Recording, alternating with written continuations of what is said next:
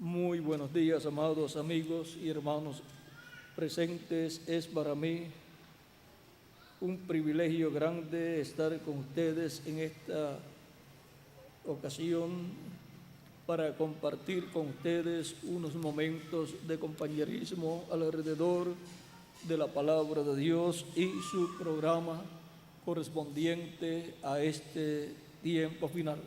Leemos en Hebreos capítulo 1, verso 1 en adelante, y en Hebreos capítulo 12, verso 2,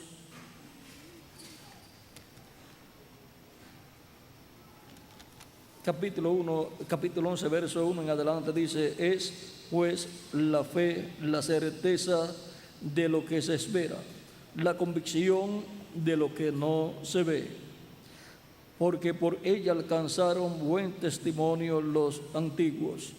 Por la fe entendemos haber sido constituido el universo por la palabra de Dios, de modo que lo que se ve fue hecho de lo que no se veía. Por la fe, Abel ofreció a Dios más excelente sacrificio que Caín, por lo cual alcanzó testimonio de que era justo, dando Dios testimonio de sus ofrendas, y muerto aún habla por ella.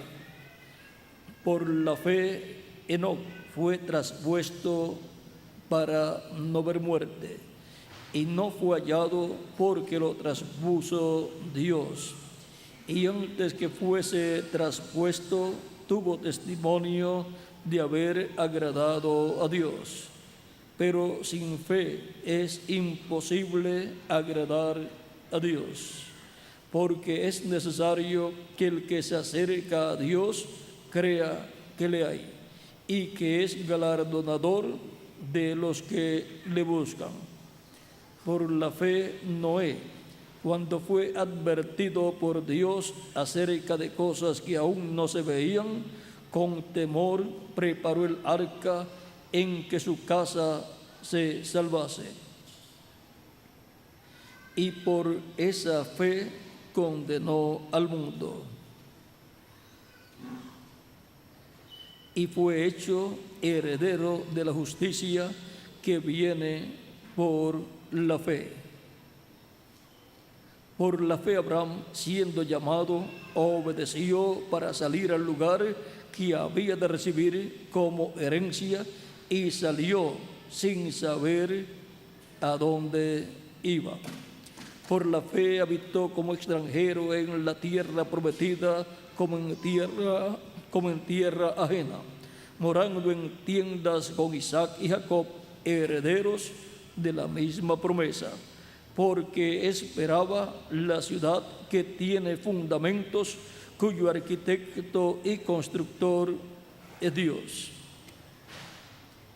Y leemos en el capítulo 12, verso 2 de este mismo libro a los Hebreos, o carta a los Hebreos de San Pablo, dice: puesto los ojos en Jesús, el autor y consumador de la fe, el cual por el gozo puesto delante de él sufrió la cruz, menospreciando el oprobio, y se sentó a la diestra del trono de Dios. Y para ver este tema de la fe, Primera de Timoteo, capítulo 3, verso 9.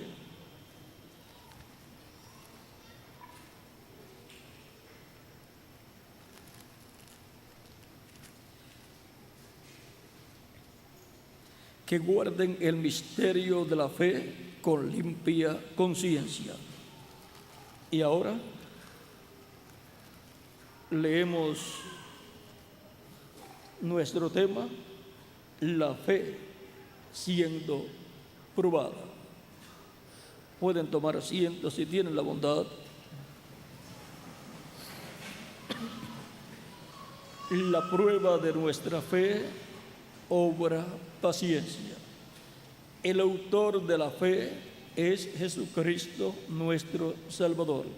Él es el autor y consumador de la fe. Ahora, siendo que la fe es un misterio, tenemos que saber que el misterio de la fe es Cristo, el cual es el autor y consumador de la fe.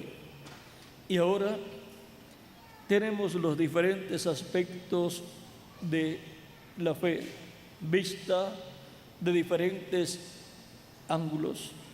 Tenemos la fe como la fe en Cristo, como la creencia en Cristo nuestro Salvador.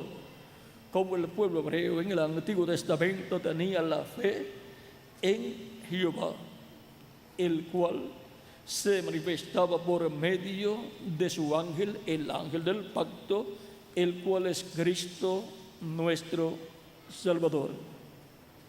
Por lo tanto, la fe como religión para el pueblo hebreo estaba basada en Dios, manifestado por medio de su ángel, el ángel de Jehová, el cual es el autor y consumador de la fe.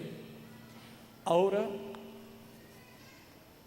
la fe en la persona como individuo encontramos en la Escritura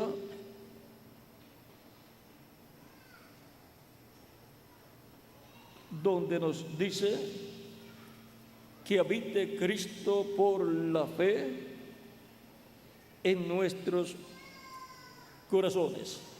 Ahora, para que habite Cristo por la fe en nuestros corazones, se requiere que la persona tenga fe, lo cual es la sustancia de las cosas que se esperan y la demostración de las cosas que no se ven.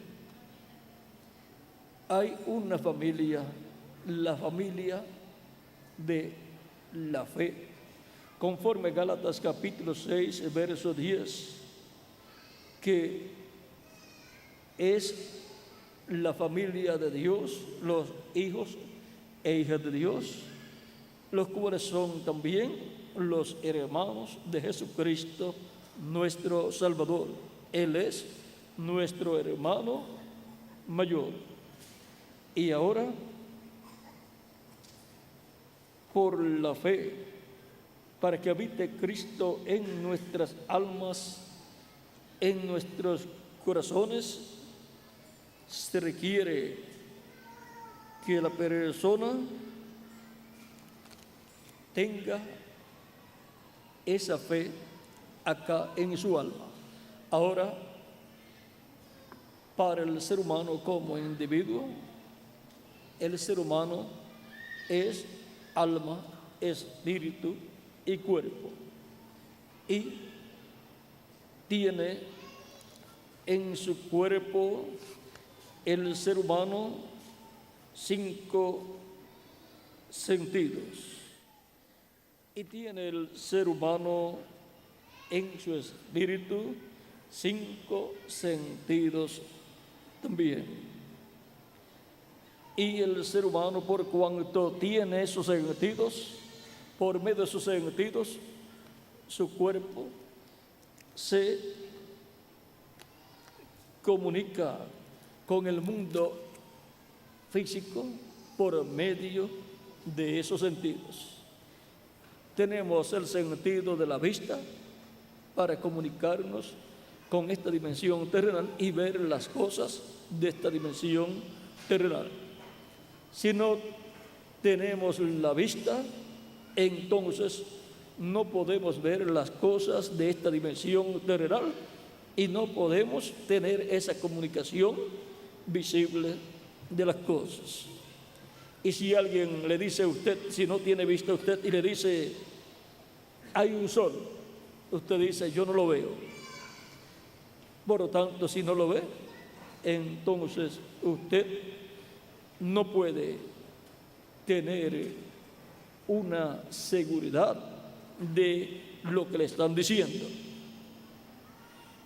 Pero usted, por cuanto tiene el sentido del tacto, puede sentir el calor del sol. Pero también usted puede decir, puede ser el calor de algún fuego, pero tampoco ve el fuego. Puede decir, de algún lugar viene este calor o esta calor que estoy sintiendo, pero no sé de dónde procede. Así le sucede a una persona que no tiene vista, y si no tiene tacto, tampoco sentiría calor, ni tampoco podría tocar las cosas y saber que es algo sólido o blando o líquido lo que está tocando. No podría saber si está frío o caliente, no podría saber todas esas cosas. Y también tenemos el sentido del oído para poder escuchar. Si no tiene usted el sentido del oído, no importa lo que hablen, usted no sabe lo que estarán hablando. Por lo tanto, pueden decir cualquier cosa en favor de usted y usted no sabe ni lo que dijeron. No puede usted decirle amén a nada porque no escuchó lo que dijeron. Y la fe viene por el oír. Por ahí entra la palabra, porque la fe viene por el oír, que por el oír la palabra de Dios. Y cuando viene la palabra de Dios para una etapa de la iglesia, para una edad, entra por el oído de la persona esa palabra siendo predicada por el mensajero correspondiente al tiempo que a la persona le toca vivir, o por medio de los colaboradores maravillosos que Dios le da a ese mensajero para que lleven ese mensaje por todos los lugares. Y esos colaboradores lo pueden leer o pueden colocar una cinta o un video, y entonces la gente estará escuchando la voz de Dios que vino a través de ese mensajero, y entonces la persona puede recibir la fe que viene por el oír la palabra de Dios, y entra por el oído y pasa al espíritu de la persona, y del espíritu pasa al alma de la persona.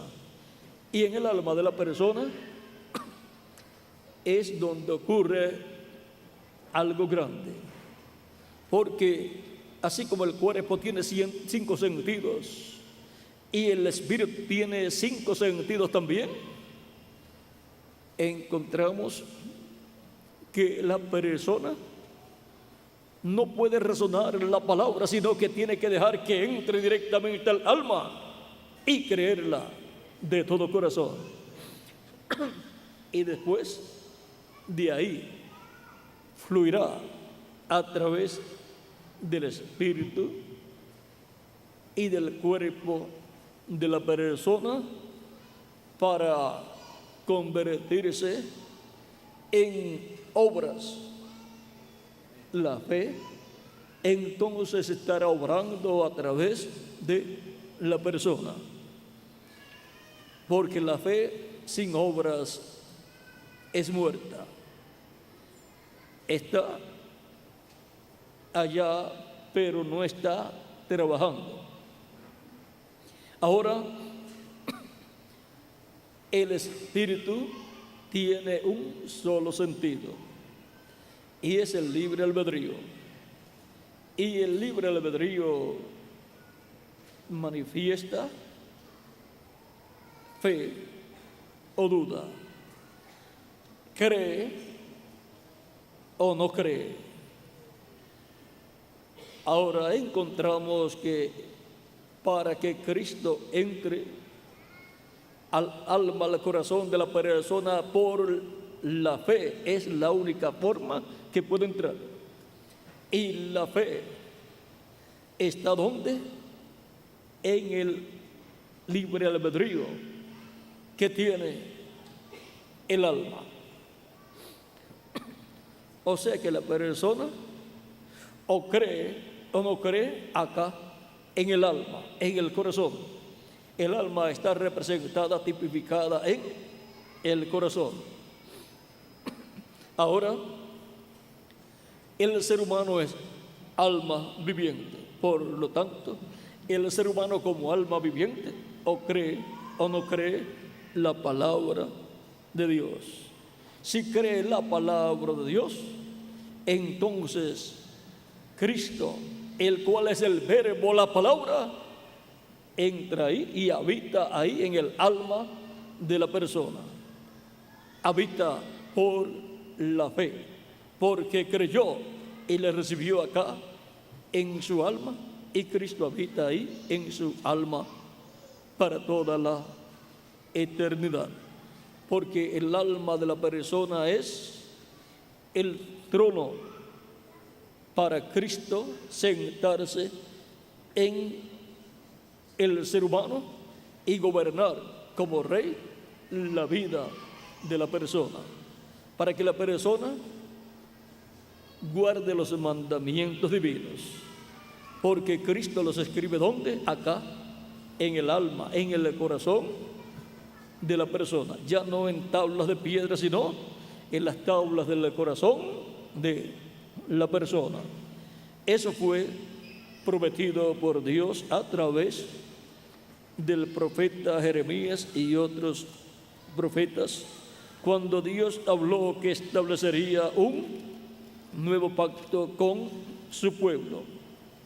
Jeremías capítulo 31, versos 31 en adelante dice: he aquí vienen días, dice Jehová, en los cuales haré nuevo pacto con la casa de Israel y con la casa de Judá.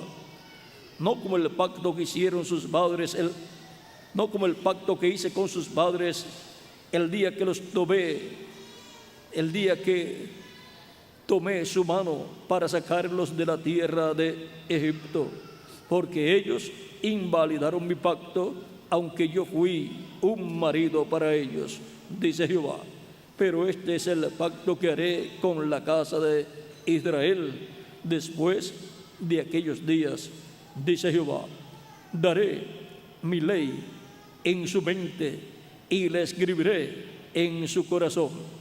Y yo seré a ellos por Dios, y ellos me serán por pueblo.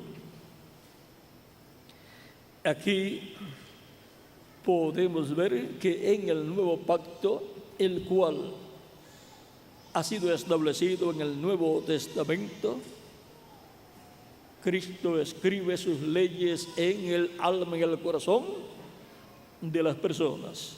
Y por cuanto las personas tienen libre albedrío como almas vivientes, siendo ese el único sentido del alma, encontramos que las personas, al escuchar la predicación de la palabra y recibir a Cristo como su Salvador, Cristo entra al alma de la persona para habitar allá en lo que es en realidad la persona, alma viviente, y desde ahí gobernar la vida de la persona, Cristo como Rey, reinando en la persona.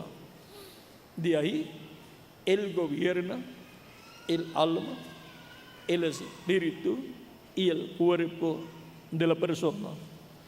Y Él es nuestro Señor y nuestro Rey. Y ahora, por la fe, es que Cristo entra a nuestras almas. Y la fe viene por el oír la palabra de Dios. Y Cristo es el verbo, la palabra. Por lo tanto, cuando entra la palabra y nosotros la creemos, recibimos esa palabra, Cristo en forma de palabra ha entrado a nuestra alma y habita en nuestra alma. Y ahora la fe crece. Por lo tanto, a medida que usted va escuchando más palabra de Dios y la va creyendo con toda su alma, va entrando más palabra de Dios a su alma. Por lo tanto, Cristo va creciendo en usted, en el alma suya. Cristo en forma de palabra. El alma es el lugar más importante de todo ser humano. El alma es el lugar santísimo del ser humano. El ser humano fue creado por Dios como un templo humano, como un templo espiritual para Dios morar en la persona y reinar en y a través de la persona. Por eso cuando Cristo estuvo en la tierra 2000 años atrás en carne humana, en una ocasión Él estaba frente al templo y estando frente al templo, Él habló ciertas cosas que no comprendieron los judíos y tampoco los discípulos del Señor Jesucristo. Pues ellos pensaban que Cristo estaba hablando de aquel templo de piedra. Pero vean, en San Juan capítulo 2, verso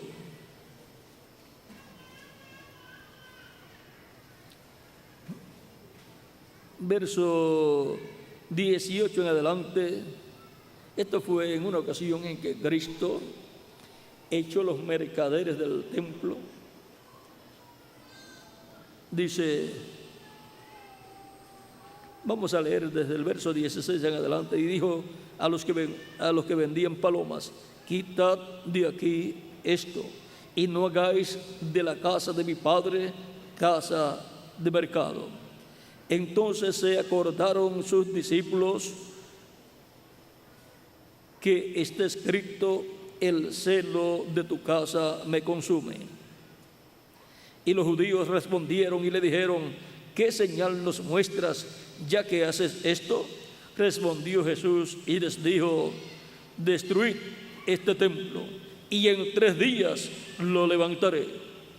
Dijeron luego los judíos: en 46 años fue edificado este templo, y tú en 3 días lo levantarás. Mas él hablaba del templo de su cuerpo, porque el templo de Dios en la forma más grande y gloriosa, ¿saben qué es? Un hombre en quien more Dios en su alma. Ese es un templo que camina, un templo que habla, un templo a través del cual Dios habla, un templo en el cual Dios coloca su palabra, y es oída la palabra de Dios a través de ese templo humano. Y las obras de Dios son vistas a través de ese templo humano. Por eso Jesús decía: las palabras que yo hablo no las hablo de mí mismo. Y también él decía: el Padre es el que me ha dicho, me ha mostrado lo que yo debo hablar, lo que yo debo decir. Y también él decía: yo no hago nada de mí mismo. El Padre que mora en mí. Él hace las obras. Por lo tanto, las palabras, el mensaje que Cristo predicó cuando estuvo en la tierra, sus predicaciones y las obras que hizo, maravillas, milagros y señales, todo eso fue obra no de un hombre, sino del que estaba dentro de aquel hombre, del que estaba dentro de aquel templo de carne. ¿Y quién era el que estaba dentro de aquel templo de carne? Dios, el Padre Celestial. Por eso, cuando le dijeron a Jesús en el capítulo 14 de San Juan, cuando Felipe le dice: Señor, muéstranos al Padre y nos basta. Cristo le dice: tanto tiempo hace que estoy con vosotros, Felipe, y todavía no me has conocido. Ahora vean, querían ver al Padre, pero vean, vamos a ver lo que Cristo dice.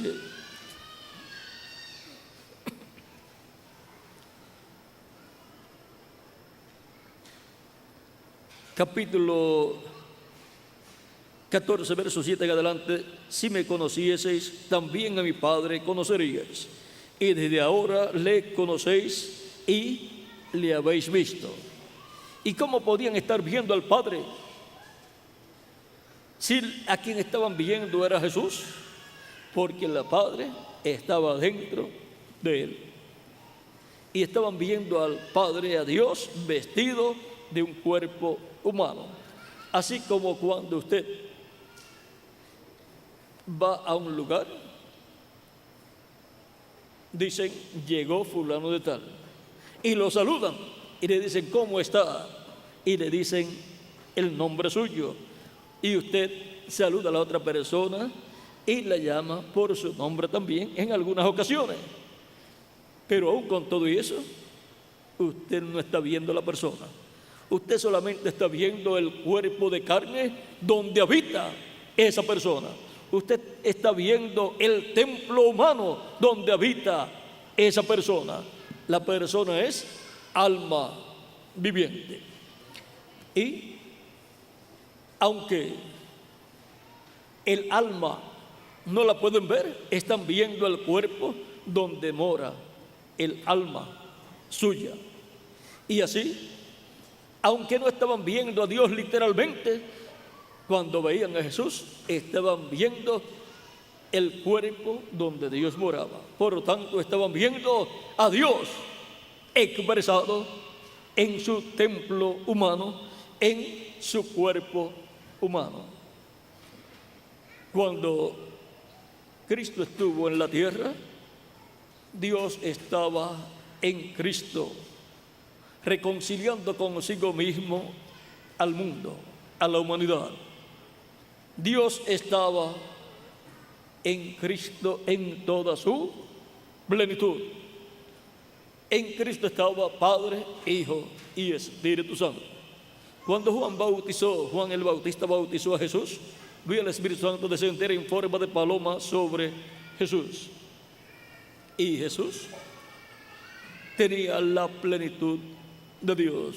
En él estaba el Espíritu Santo, en él estaba el Padre, todo estaba en el Hijo de Dios, Jesucristo.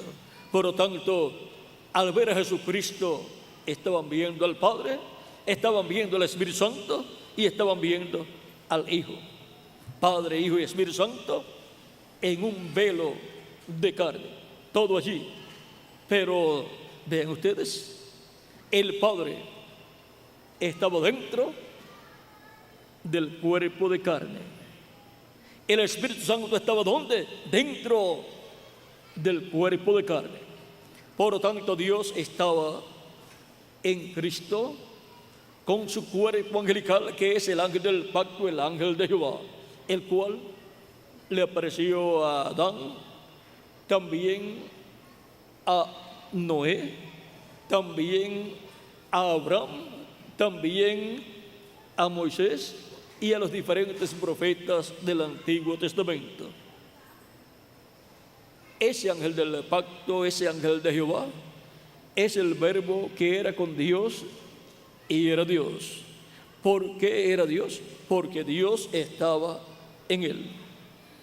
Porque ese ángel de Jehová es el cuerpo angelical de Dios, donde Dios moraba en toda su plenitud. Y es un cuerpo parecido a nuestro cuerpo joven, pero de otra dimensión. Y Dios, estando en ese cuerpo angelical, creó el universo completo, creó el mundo espiritual, el mundo invisible y el mundo visible.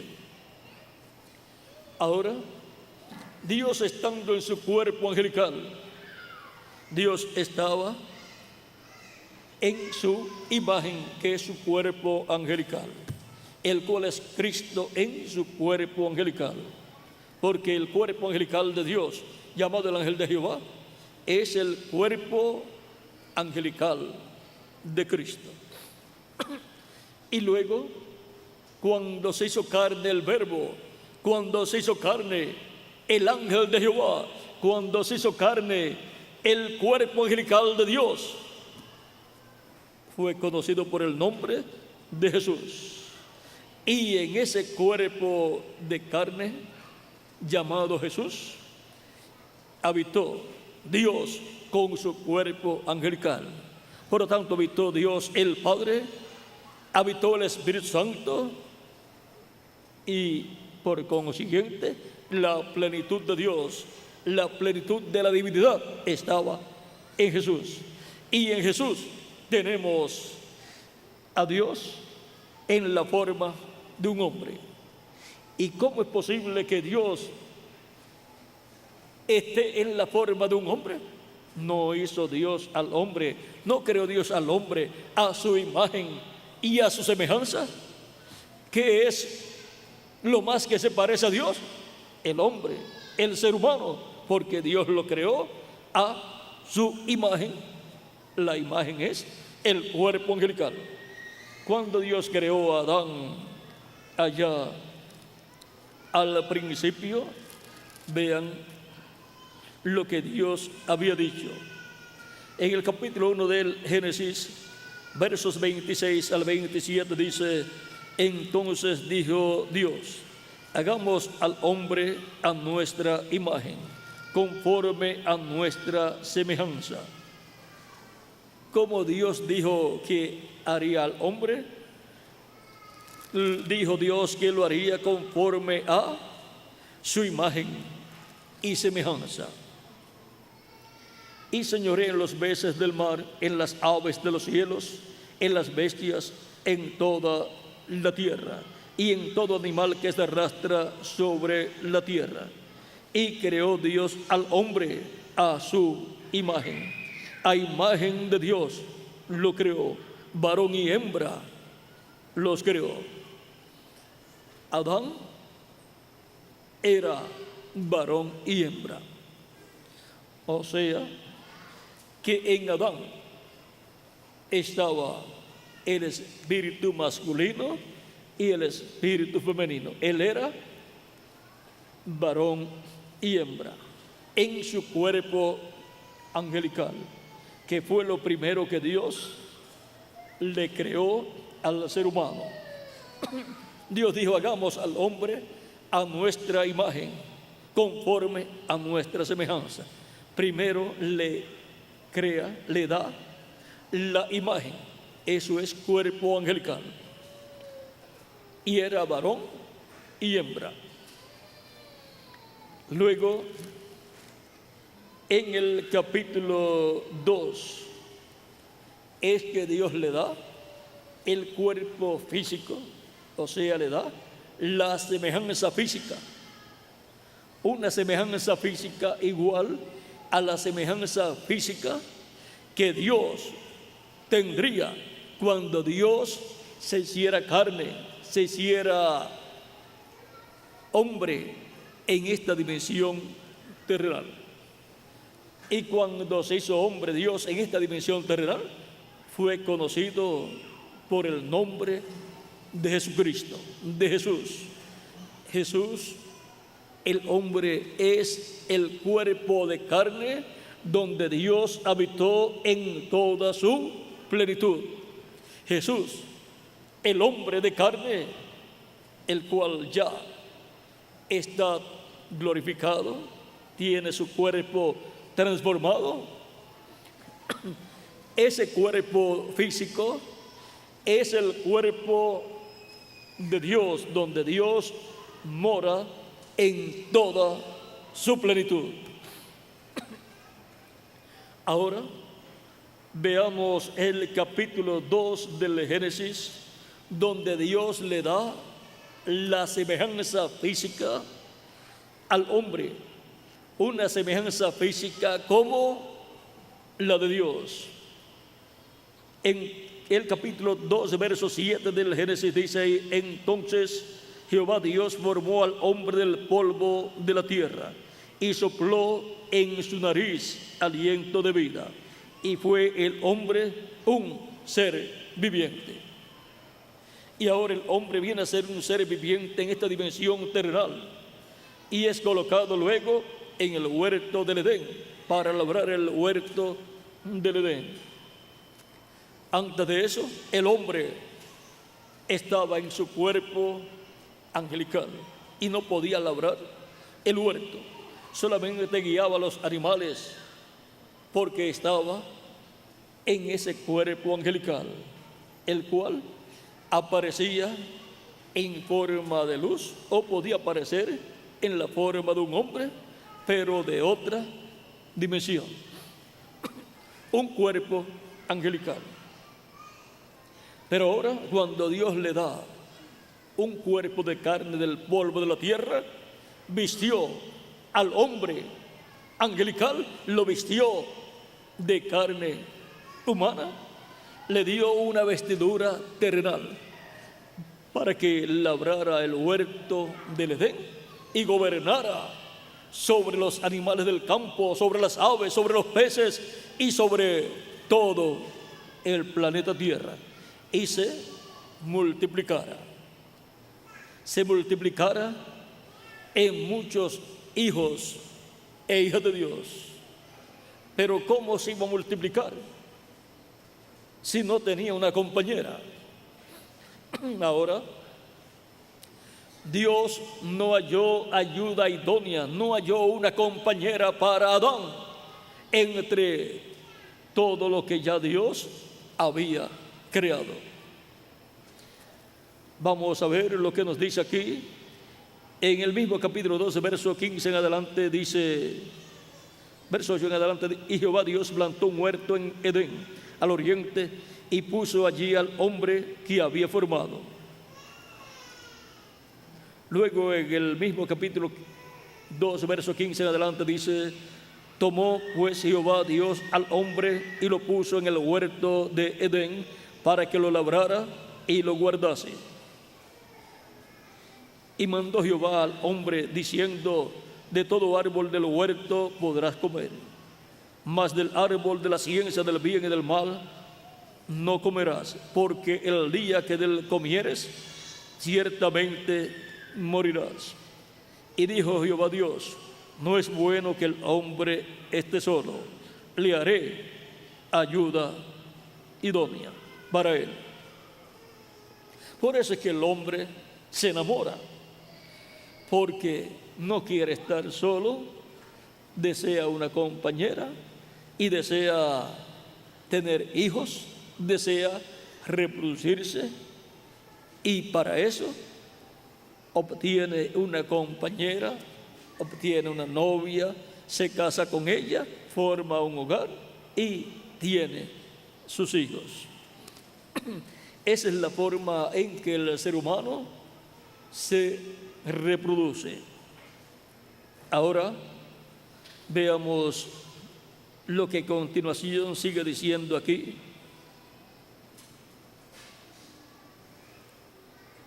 Jehová Dios formó pues de la tierra toda bestia del campo y toda ave de los cielos, y las trajo a Adán para que viese cómo las había de llamar.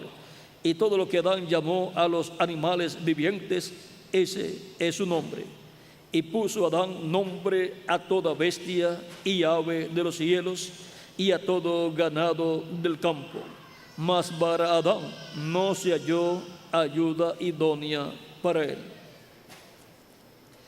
Entonces Jehová Dios hizo caer sueño profundo sobre Adán, y mientras éste dormía, tomó una de sus costillas y cerró la carne en su lugar. Y de la costilla que Jehová Dios tomó del hombre, hizo una mujer y la trajo al hombre. Dijo entonces Adán: esto es ahora hueso de mis huesos y carne de mi carne. Esta será llamada varona, porque del varón fue tomada. Por tanto, dejará el hombre a su padre y a su madre, y se unirá a su mujer, y serán una sola carne. Ahora podemos ver la compañera de la cual Dios dice que le daría al hombre. Dijo que le daría una ayuda idónea, porque no es bueno que el hombre esté solo. No fue hallada en medio de todo lo que ya Dios había creado, pero por cuanto Dios había hecho al hombre varón y hembra, en el hombre estaba la compañera de Adán. Dios tomó de su costado una costilla y formó un cuerpo femenino, y tomó el espíritu femenino que estaba en Adán y lo colocó en ese cuerpo femenino. Y cuando Adán despertó del sueño, de la anestesia que Dios había colocado sobre él, vio una persona que se parecía a él. Tenía manos, tenía pies, tenía rostro, tenía cabello, tenía ojos. Y cuando Adán la ve, se puso muy contento. Muy contento se puso Adán. Y él, cuando supo que Dios quería darle una compañera, él en su corazón pues deseaba que fuera como él, que no fuera como un gorila o como un chimpancé u otro animal, sino que fuera, que se pareciera a él. Por eso ustedes encontrarán que siempre los jóvenes buscan a alguien que se parezca un poco a ellos. Y ahora Adán, cuando la ve, dice: esto es hueso de mis huesos, es carne también de mi carne. No es carne de león, ni es carne de gorila, ni es carne de chimpancé, ni es carne de pez, sino que es carne igual a la mía, de la mía. No es carne de gallina, no tenía plumas tampoco, sino que es carne igual a la mía. Así, y Adán de seguro le examinó, porque dice: esto es carne de mi carne, esto es hueso de mis huesos. O sea, que la examinó, la tocó, vio las manos, vio que eran manos como las del ser humano, como las de Adán.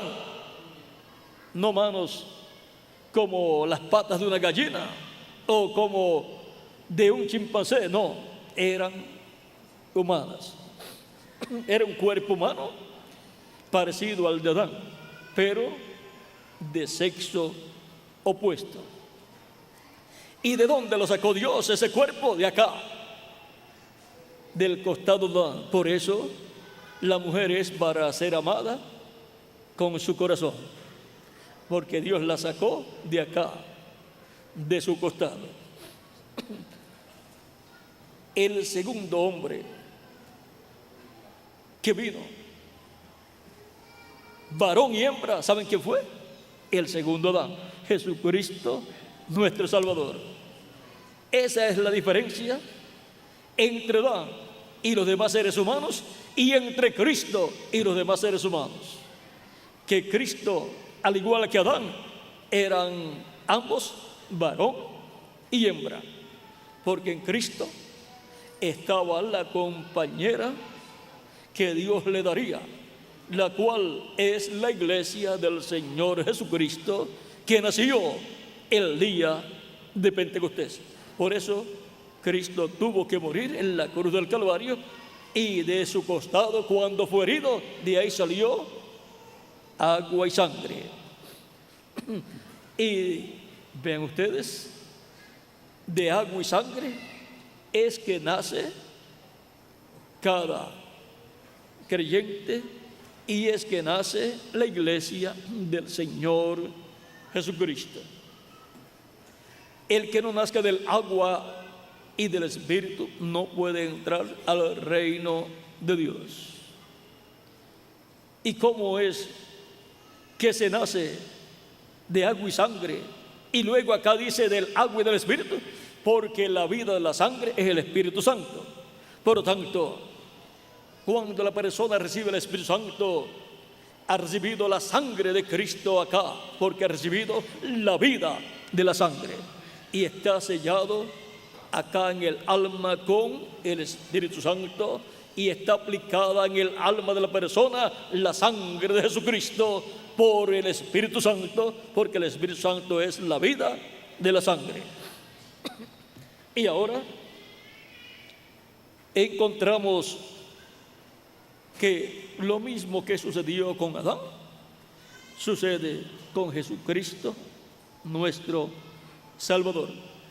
Pero luego que el ser humano pecó, perdió el derecho a la vida eterna.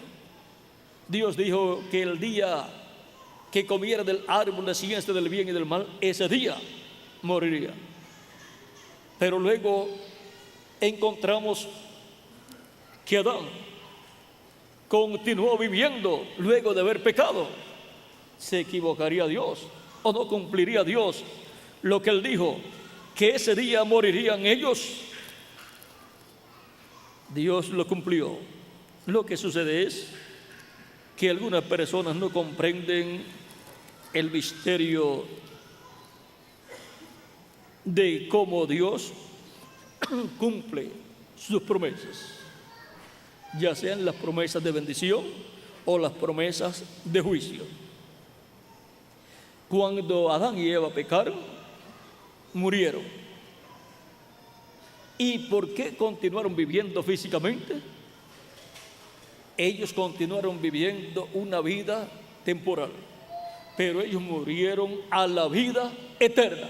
Fue a la vida eterna que ellos murieron, y por consiguiente vinieron a ser mortales. Antes no eran mortales, pero tenían que esperar a ser adoptados, y no esperaron a ser adoptados. Por lo tanto, al pecar, vinieron a ser mortales, y toda la descendencia de Adán y Eva vino a ser mortal.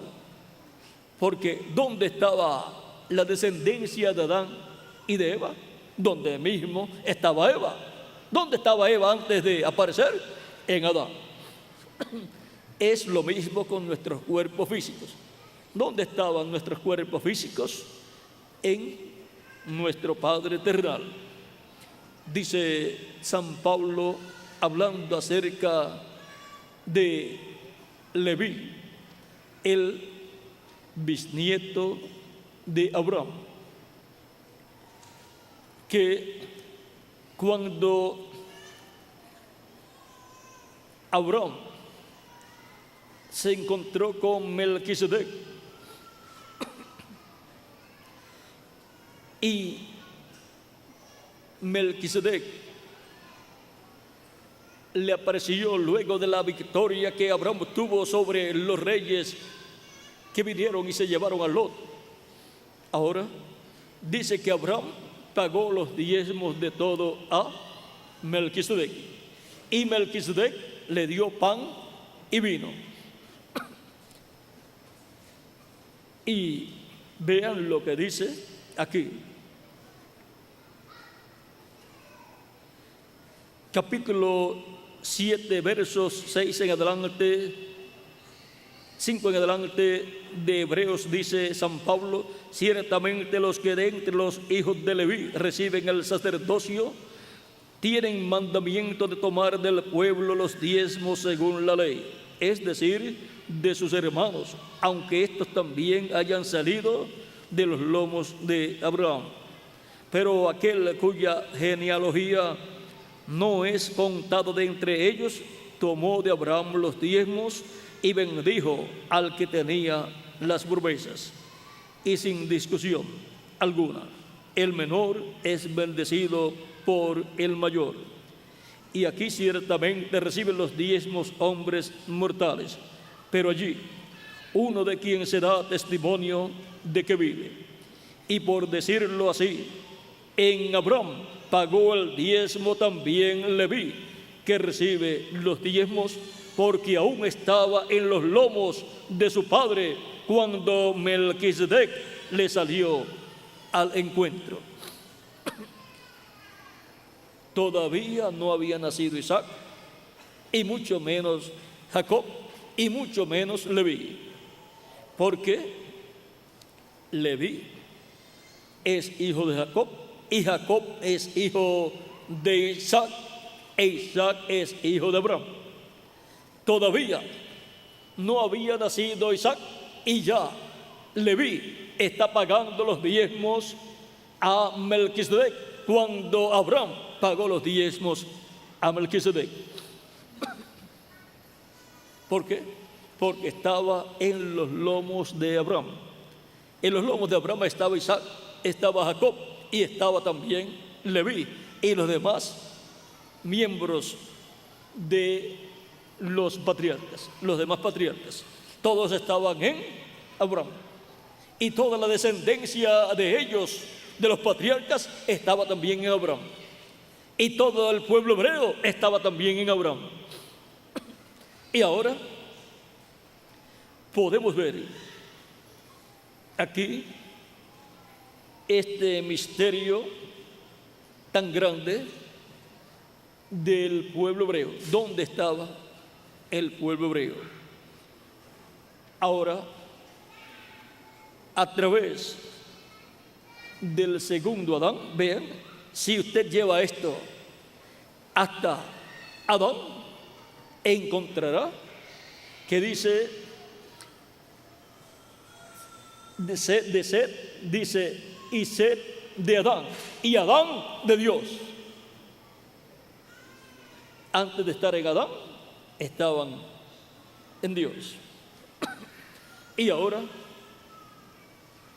Adán, por cuanto perdió el derecho de traer hijos de Dios con vida eterna, porque él perdió la vida eterna, él murió y Eva murieron a la vida eterna. Por lo tanto, no podrían continuar viviendo eternamente. Encontramos que Adán vivió 930 años. Es bastante tiempo, pero al final murió, porque él había muerto a la vida eterna y luego lo que le quedó fue una vida temporal que le duró 930 años. En Génesis capítulo 5, verso 1 al 5 dice: este es el libro de las generaciones de Adán. El día en que creó Dios al hombre, a semejanza de Dios lo hizo. Varón y hembra los creó, y los bendijo, y llamó el nombre de ellos Adán, el día en que fueron creados. Y vivió Adán 130 años y engendró un hijo a su semejanza, conforme a su imagen, y llamó su nombre Set. Ahora ven, a los 130 años, teniendo un hijo a través de Eva, a los 130 años, un hombre en la actualidad, si llega a esa edad, no puede estar pensando en tener un hijo. Y fueron todos los días de Adán después que engendró a Set 800 años y engendró hijos e hijas. Y fueron todos los días que vivió Adán, 930 años, y murió. Ya él había muerto a la vida eterna y ahora lo que le quedaba era la vida física terrenal, que es mortal. Y se le terminó. Y tuvo que salir de esta dimensión terrenal. Pero Adán y Eva no se perdieron. Cuando Dios les dio pieles de un animalito, sacrificó un animalito por ellos, o sea que por el pecado de ellos murió ese animalito para cubrir la desnudez de ellos, el cual es tipo y figura de Cristo muriendo en la cruz del Calvario por nuestros pecados, para cubrir nuestra desnudez. Ahora encontramos que por cuanto Adán perdió el derecho a traer hijos e hijas de Dios con vida eterna, ahora lo que Adán trae a la tierra, Adán y Eva traen hijos mortales. Perdió el derecho al título de propiedad, que es el libro de la vida del Cordero, que es el libro de los 7 sellos de Apocalipsis capítulo 5, y ese libro, ese título regresó a la diestra de Dios, el cual es un título abstracto, el cual contiene todo el programa divino de toda la creación. Y conforme a ese título de propiedad es que Dios ha estado llevando a cabo toda su creación. Y lo abstracto se ha convertido en una realidad. Y usted y yo estamos en ese libro escrito también.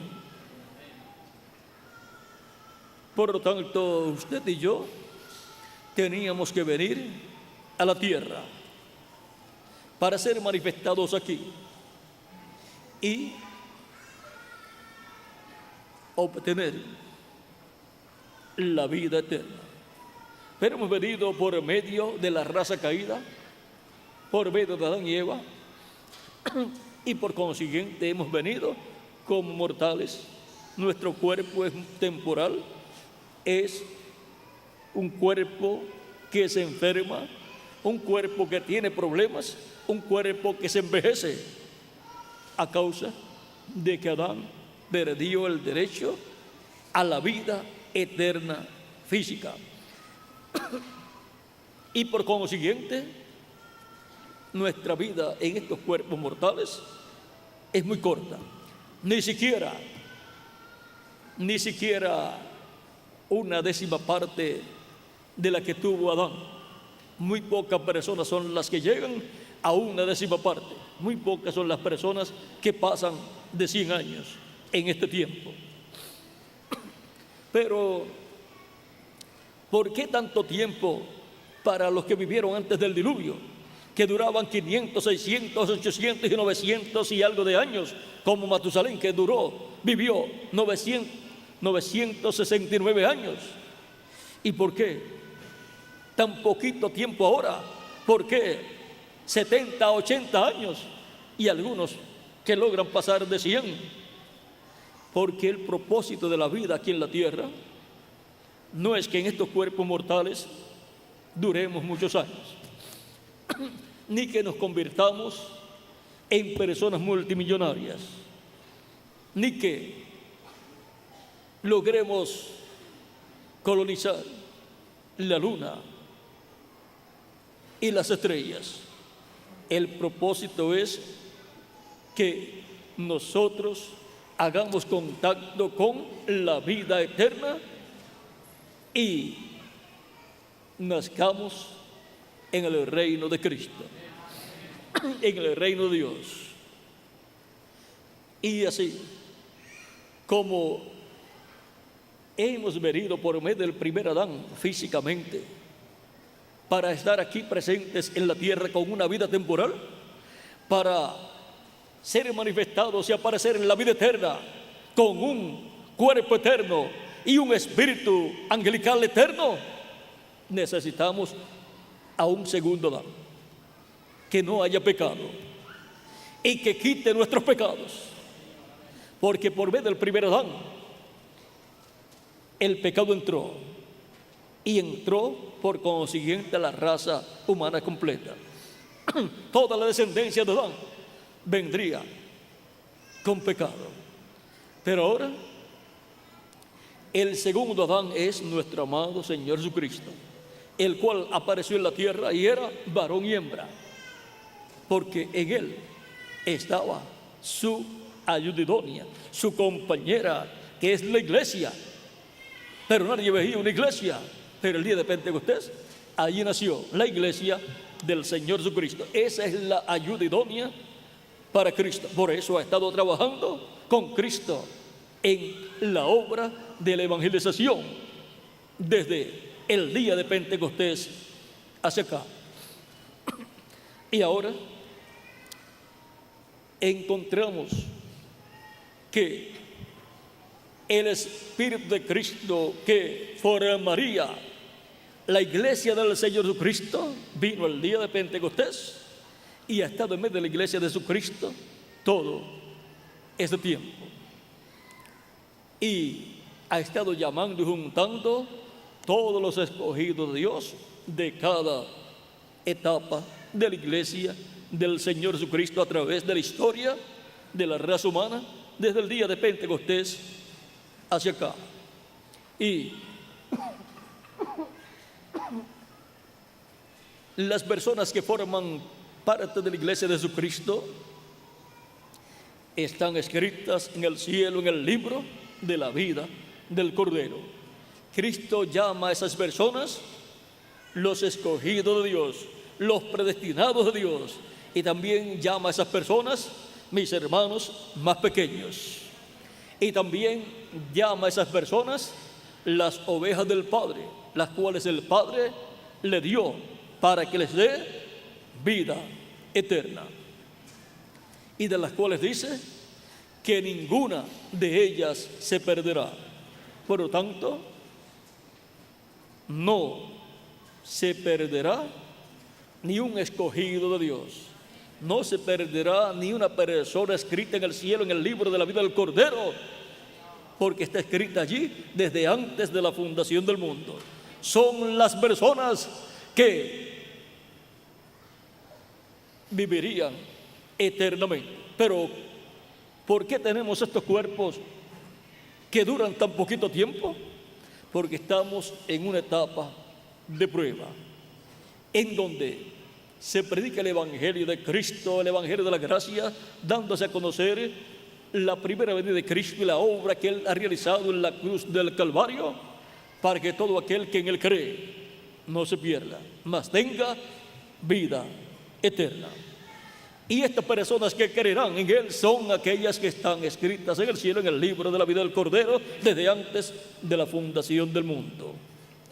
Esas son las personas señaladas como las ovejas del Padre, que le han sido dadas a Cristo. Y Él dijo: yo soy el buen pastor. Y el buen pastor, dice Cristo, vamos a ver, capítulo 10, verso 14 en adelante, dice: yo soy el buen pastor y conozco mis ovejas. Así es que Cristo tiene unas ovejas, las cuales le fueron dadas por el Padre desde antes de la fundación del mundo. Y las mías me conocen, así como el Padre me conoce y yo conozco al Padre y pongo mi vida por las ovejas. ¿Por quién Cristo puso su vida en la cruz del Calvario, muriendo allí por sus ovejas? ¿Y quiénes son esas ovejas? Todos nosotros, todos los creyentes en Cristo. también tengo otras ovejas, las cuales no son de este redil, o sea, las cuales no son de allá del pueblo hebreo, son y están entre los gentiles. Por eso el Evangelio tuvo que venir de los hebreos a los gentiles. ¿Para qué? Para llamar y juntar las ovejas que Cristo tendría entre los gentiles. De eso fue que habló aquí, capítulo 11, verso 51 al 52. Dice esto el sumo sacerdote hablando acerca de Cristo, siendo enemigo de Cristo, para condenar a Cristo, dijo, vamos a ver, verso 49, entonces Caifás, uno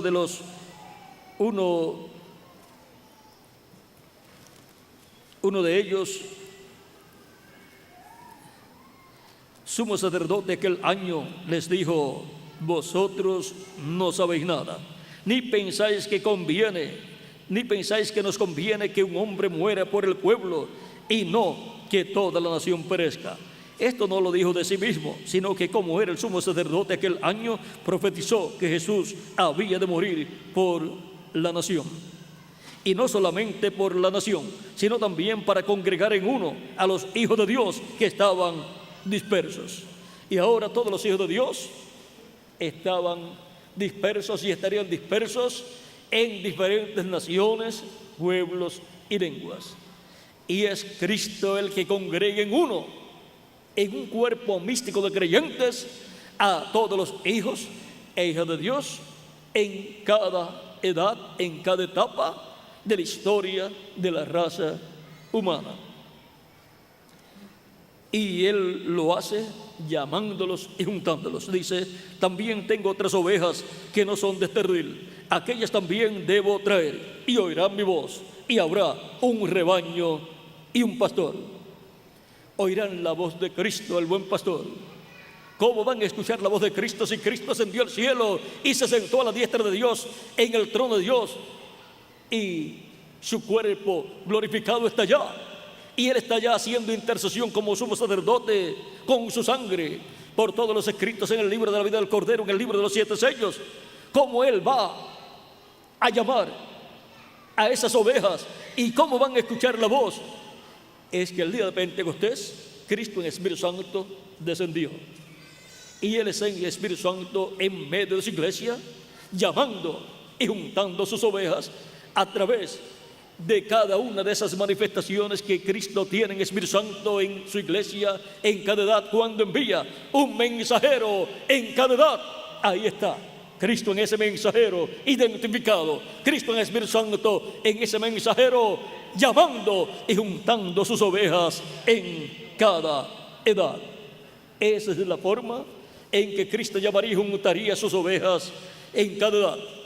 Y ese mensaje que el Espíritu Santo, Cristo, habla por medio del mensajero en cada edad, cuando los colaboradores maravillosos que Dios da a ese mensajero llevan ese mensaje por todos los lugares, es la voz de Cristo, el buen pastor, llamando y juntando las ovejas del Señor. Y se van formando así diferentes congregaciones en las diferentes naciones, donde van siendo recogidos los escogidos de Dios. Todos los escogidos de Dios están siendo llamados y juntados, ¿dónde? En el cuerpo místico del Señor Jesucristo, que es el redil del Señor Jesucristo. La iglesia es el redil del rebaño de las ovejas de Cristo, el buen pastor. Y Cristo es el buen pastor. Y los mensajeros son los instrumentos que Él usa de etapa en etapa, de edad en edad. Y los ministros que Dios coloca junto a esos mensajeros trabajan en el redil del Señor, juntando las ovejas del Señor, ungidos con el Espíritu de Cristo. Por eso es que la iglesia del Señor Jesucristo, aunque han tratado de destruirla, los mismos hebreos trataron de destruir la iglesia como trataron de destruir a Cristo, no han podido. También los gentiles, el imperio romano trató de destruir la iglesia de Cristo y no ha podido. Otras naciones trataron de destruir la iglesia de Jesucristo y no han podido, porque la iglesia de Jesucristo es el redil de todas las ovejas del Señor Jesucristo, que Él la ha estado llamando y juntando de etapa en etapa. Y ahora esas ovejas son seres humanos, hombres y mujeres, que en el tiempo que les toca vivir reconocen que necesitan a Cristo como su Salvador. Cuando escuchan la predicación del Evangelio de Cristo, reconocen que Cristo es el que vino para salvar, buscar y salvar lo que se había perdido, como dice San Lucas capítulo 19,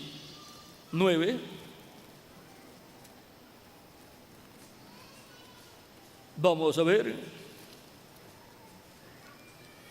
capítulo 19, verso 10, dice: porque el Hijo del Hombre vino a buscar y a salvar lo que se había perdido. Y ahora todas esas almas de Dios escritas en el cielo, en el libro de la vida del Cordero, por cuanto Adán y Eva pecaron, al aparecer en la tierra, se hallan en una raza perdida, en una raza que perdió la vida eterna. Y ahora el segundo Adán, Jesucristo, viene para buscar y salvar lo que se había perdido. Todas esas almas, esas personas que están escritas en el cielo, en el libro de la vida del Cordero. Y produce en ellas el nuevo nacimiento. Nacen del agua y del Espíritu, como dijo Cristo a Nicodemo en el capítulo 3, verso 1 al 6 de San Juan, al cual le dijo: de cierto te digo que el que no nazca de nuevo no puede ver el reino de Dios. Nicodemo le pregunta: ¿cómo puede hacerse esto? ¿Puede acaso el hombre, ya siendo viejo, entrar en el vientre de su madre y nacer? Cristo le dice: de cierto te digo que el que no nazca del agua y del Espíritu no puede ver, no puede entrar al reino de Dios. No puede entrar en el reino de Dios. Y el reino de Dios es el reino de Cristo. Y el reino de Cristo es un reino eterno, con vida eterna para todos los que están en este reino. Cristo, siendo el segundo Adán, ahora está reproduciéndose en su iglesia, en hijos e hijas de Dios, con vida eterna. Y ahora encontramos que Cristo está creando una nueva raza con vida eterna. Primero recibimos la vida eterna espiritual, en donde recibimos el nuevo nacimiento, recibir el Espíritu Santo cuando creemos en Cristo y recibimos como nuestro Salvador y lavamos nuestros pecados en su sangre y somos bautizados en agua en su nombre. Y Cristo nos bautiza con Espíritu Santo y fuego y obtenemos el nuevo nacimiento. Nacemos en el reino de Cristo, así como Adán y Eva estaban antes de venir en cuerpos físicos, estaban en cuerpo angelical. En Adán estaba Eva y Adán estaba en un cuerpo angelical, un cuerpo igual al cuerpo de los ángeles. Y luego la segunda etapa fue Dios colocarlos en un cuerpo físico de carne. También el segundo Adán, antes de venir a la tierra en carne humana, estaba en su cuerpo angelical, llamado el ángel del pacto o ángel de Jehová. El ángel de Jehová que le aparecía a los profetas, el ángel de Jehová que le apareció a Abraham, a Isaac, a Jacob, el ángel de Jehová que le apareció también al profeta Moisés. Ese ángel de Jehová es el cuerpo angelical de Cristo, en el cual Dios moró en toda su plenitud. Y luego se hizo carne y habitó en medio de la raza humana. Y aquel verbo fue hecho carne y habitó entre nosotros, dice San Juan capítulo 1, verso 14. Y allí está el segundo Adán. Y en el segundo Adán está su compañera, su iglesia. Y por consiguiente, usted y yo estábamos en él, en el segundo Adán. Y ahora, estando en el segundo Adán, en todos los lugares que Cristo estuvo, allí estábamos nosotros con él. Como en cuanto al cuerpo físico nuestro, en todos los lugares donde nuestro Padre terrenal estuvo, allí estaba nuestro cuerpo físico antes de nacer en esta tierra. Como el cuerpo físico de Leví estaba ¿dónde? En Abraham, cuando pagó los diezmos a Melquisedec. Y ahora, en el segundo Adán, que es Cristo, estábamos nosotros. Por eso es que somos parte de Cristo. Somos carne de su carne y huesos de sus huesos. Por lo tanto, Él nos da primero el cuerpo angelical, un cuerpo igual al de los ángeles. Y si alguno de nosotros muere físicamente,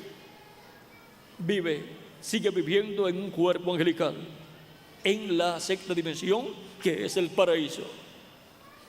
Y cuando Cristo complete su redil, cuando Cristo haya buscado y haya colocado en su redil la última oveja, el último escogido de Dios, entonces Cristo se levantará del trono del Padre, tomará el título de propiedad que contiene los nombres de todos los miembros de su iglesia, los nombres de todas las ovejas del buen pastor, y resucitará a los muertos creyentes en él, en su obra de reclamo, y nos transformará a nosotros los que vivimos, y entonces tendremos el cuerpo eterno y glorificado y joven para toda la eternidad, un cuerpo que representará de 18 a 21 años de edad, igual al cuerpo glorificado de Jesucristo nuestro Salvador. Ahora hemos visto todo este misterio de la raza humana y de la nueva raza que el segundo Adán está creando. Cristo se está reproduciendo en hijos e hijas de Dios con vida eterna. Primero nos da el cuerpo angelical. Por lo tanto, ya tenemos vida eterna. Ya tenemos vida eterna y solamente nos falta la vida eterna física, que será nuestra transformación para los que vivimos, y la resurrección de los muertos en Cristo en cuerpos glorificados. Pero ya tenemos vida eterna espiritual. Ya tenemos un cuerpo angelical eterno, y si alguno parte antes de la resurrección, va a vivir al paraíso en ese cuerpo angelical, un cuerpo igual al de los ángeles. Ahora vean en 1 de Juan capítulo 5, verso 10 en adelante, dice: el que cree en el Hijo de Dios tiene el testimonio en sí mismo. El que no cree a Dios le ha hecho mentiroso, porque no ha creído en el testimonio que Dios ha dado acerca de su Hijo. Y este es el testimonio, que Dios nos ha dado vida eterna, y esta vida está en su Hijo. ¿Dónde está la vida eterna? En Jesucristo, el Hijo de Dios, que es el segundo Adán. El que tiene el Hijo tiene la vida. El que no tiene el Hijo de Dios no tiene la vida. Se refiere a la vida eterna.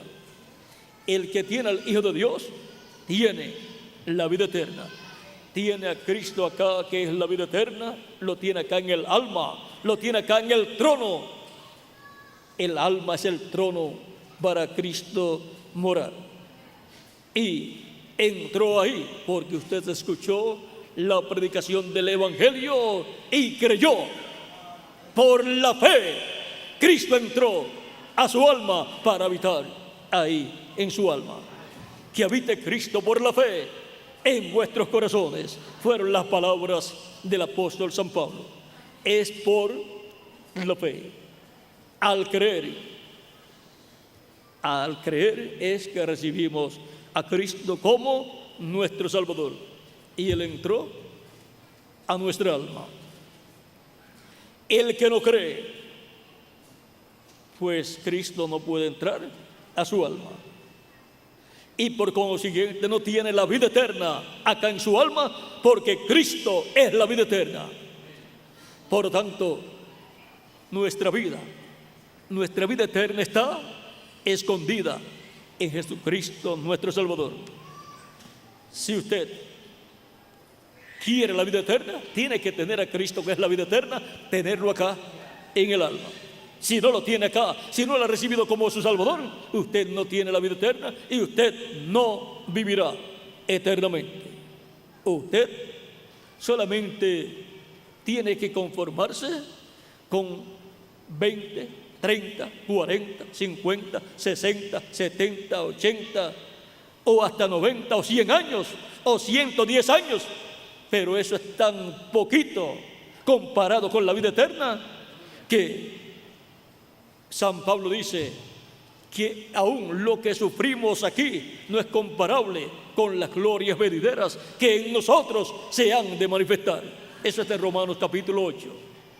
Cuando nosotros seamos adoptados, eso es, cuando seamos transformados, entonces 100 años, eso es como un pestañear. 1000 años, otro pestañear. 1.000.000 de años, otro pestañear. 1.000.000.000 de años, otro pestañear. Y todavía está jovencito como cuando recibió el cuerpo nuevo. Porque nunca nos pondremos viejos. Y cuando nos veamos en el espejo, diremos: este cuerpo que Cristo me ha dado está igual de joven que cuando me lo dio. Este cuerpo no se me pone viejo, ni siquiera le da una gripe, ni siquiera una cana, ni siquiera una arruga. Este era el cuerpo que yo anhelaba tener.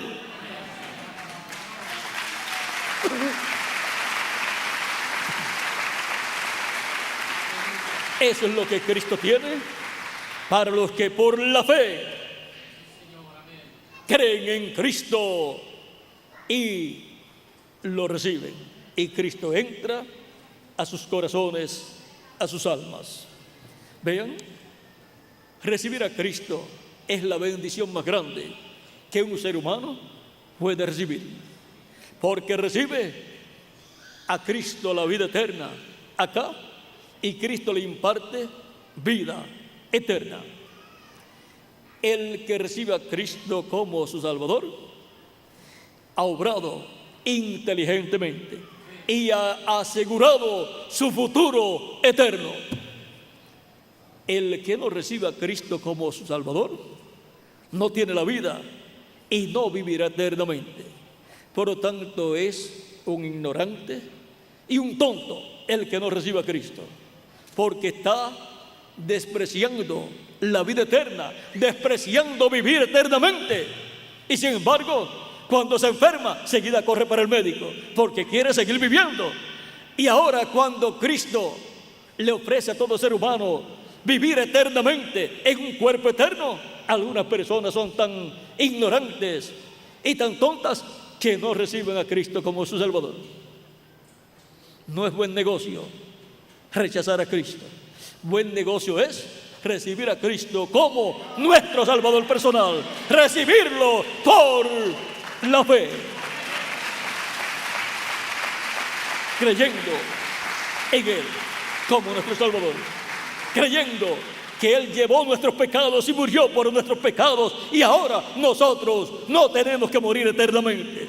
Ahora nosotros podemos vivir eternamente con Cristo en un cuerpo nuevo que Él nos dará, porque Él lo ha prometido. Esa es una promesa para todos los que por la fe han recibido a Cristo acá en sus almas. Por lo tanto, tenemos que asegurar nuestro futuro eterno. Algunas personas quieren asegurar su futuro terrenal, compran ciertos seguros, también estudian para asegurar una mejor vida terrenal, y todo eso está bueno, pero lo más importante es asegurar el futuro eterno. Y el único que puede asegurar el futuro eterno suyo y el mío se llama Señor Jesucristo. Él es el único que tiene esa clase de seguro. Un seguro de cubierta completa. Un seguro que cubre todas las esferas de la vida de la persona. En donde nosotros en su reino seremos reyes y sacerdotes y jueces también. O sea que tendremos las posesiones más importantes del reino de Jesucristo. Y Él, como el sumo sacerdote de todo ese orden sacerdotal de Melquisedec, al cual nosotros pertenecemos. Y Cristo como el Rey de Reyes de todo ese orden de la monarquía celestial de Melquisedec. Y de todo ese orden de la teocracia celestial, nosotros somos jueces con Cristo. ¿Ven? Ahí está todo fusionado. El orden de Melquisedec tiene el sacerdocio del reino milenial y del reino eterno, y tiene también la monarquía, y tiene también la teocracia. Por lo tanto, a ese orden yo pertenezco. ¿Y quién más pertenece a ese orden celestial? Todos ustedes también.